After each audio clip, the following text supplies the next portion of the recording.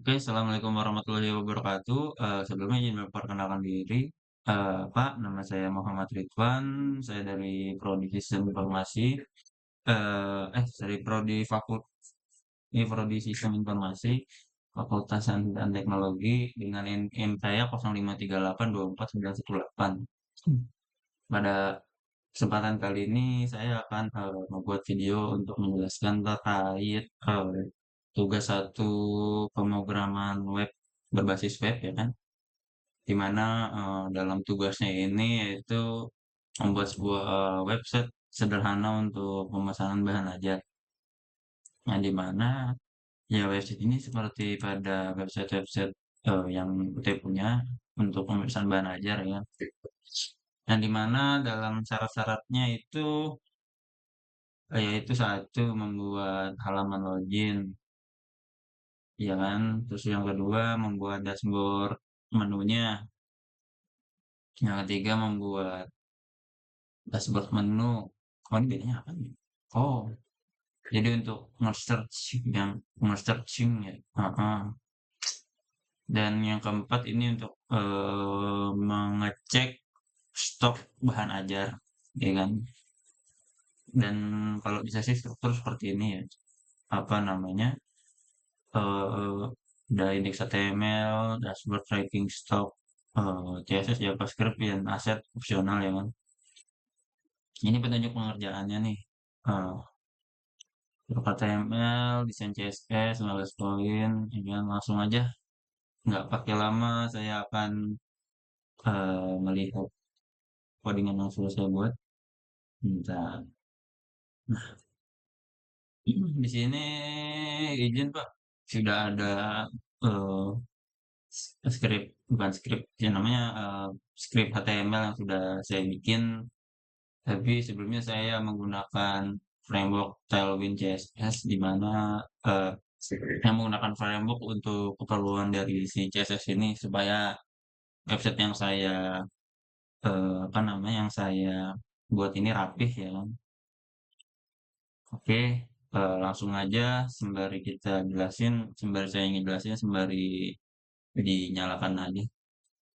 Di sini saya pakai eh, extension Google Live Server supaya lebih real time ya kan. Yang pertama ini ada em, halaman login page ya kan, atau namanya ya login page. Dimana untuk strukturnya saya taruhnya seperti ini sih Pak. Tugas satu pemrograman web, di mana HTML-nya di sini di indeks HTML ya kan. Nah nih indeks HTML,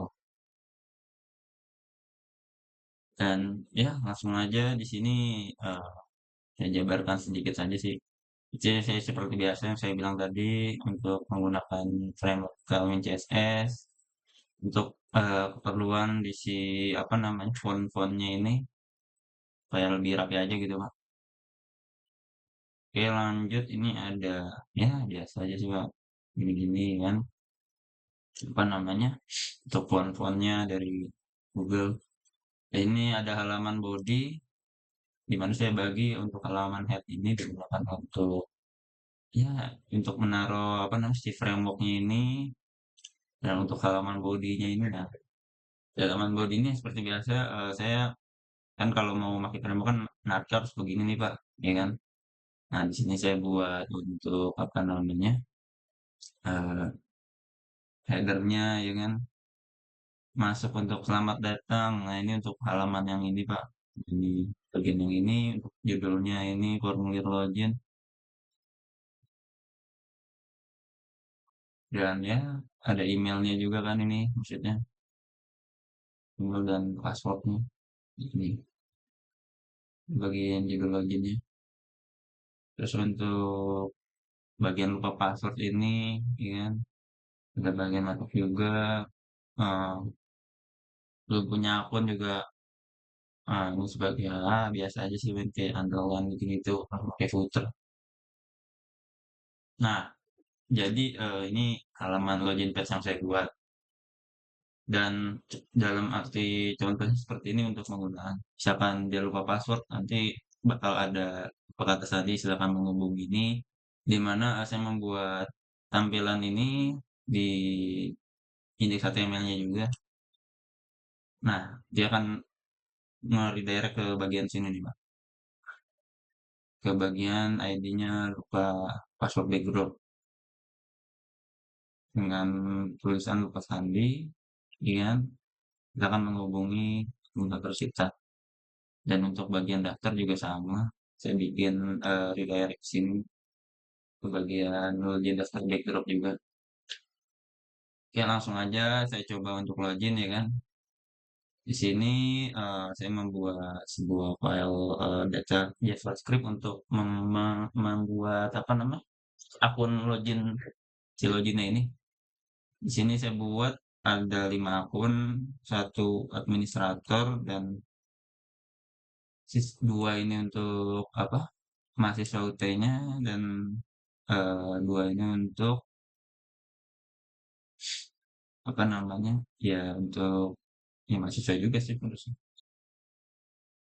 Ya lanjut aja, sebagai contoh saya akan menggunakan, akun yang mana ya, oh si ini aja deh Rina, Rina Wulandari, Rina Wulandari, password-nya Rina123, coba kita coba, ini kalau misalkan salah dia akan apa, muncul alert email atau password salah,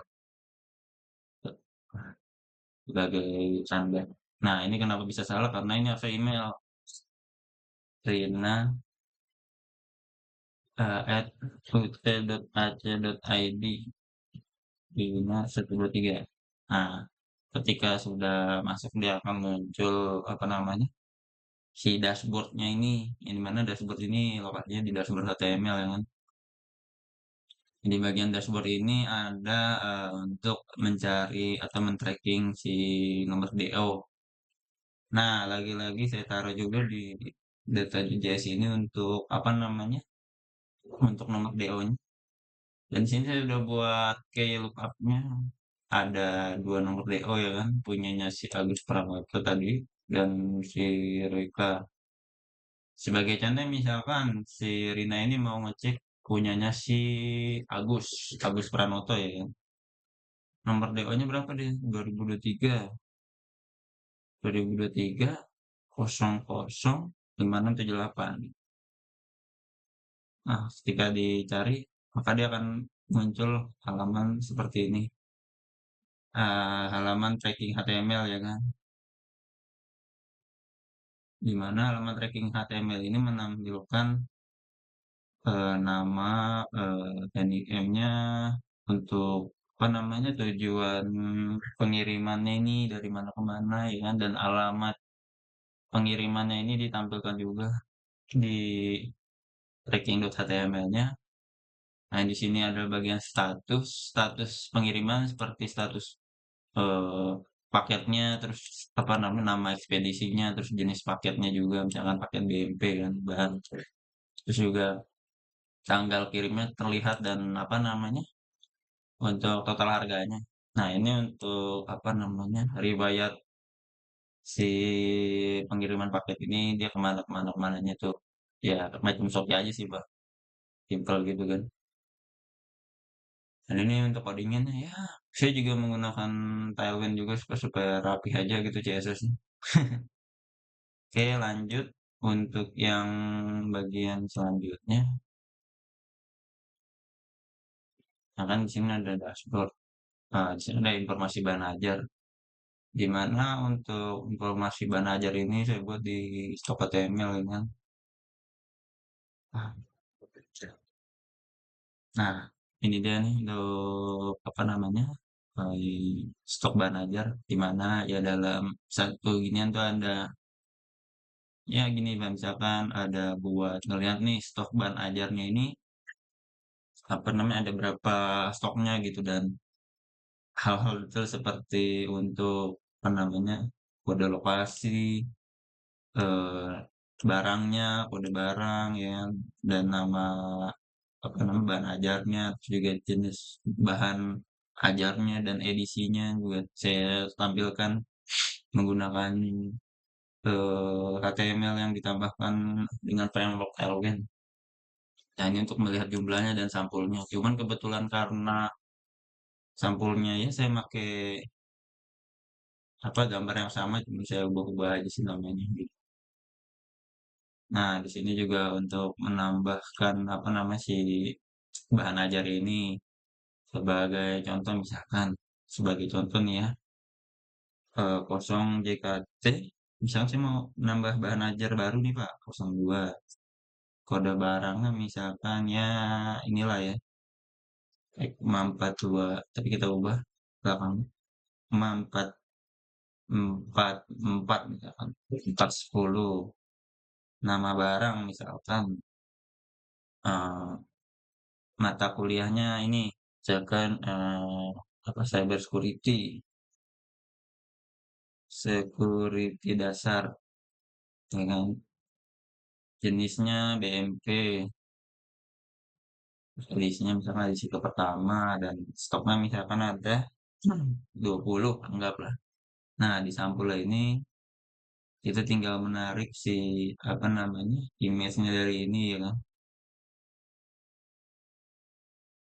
Nah, di sini saya biar ya saya memperjelas aja sih biarkan kosong untuk memakai gambar tiruan dalam folder gitu. Jadi ini udah saya bikin layer otomatis untuk si apa namanya,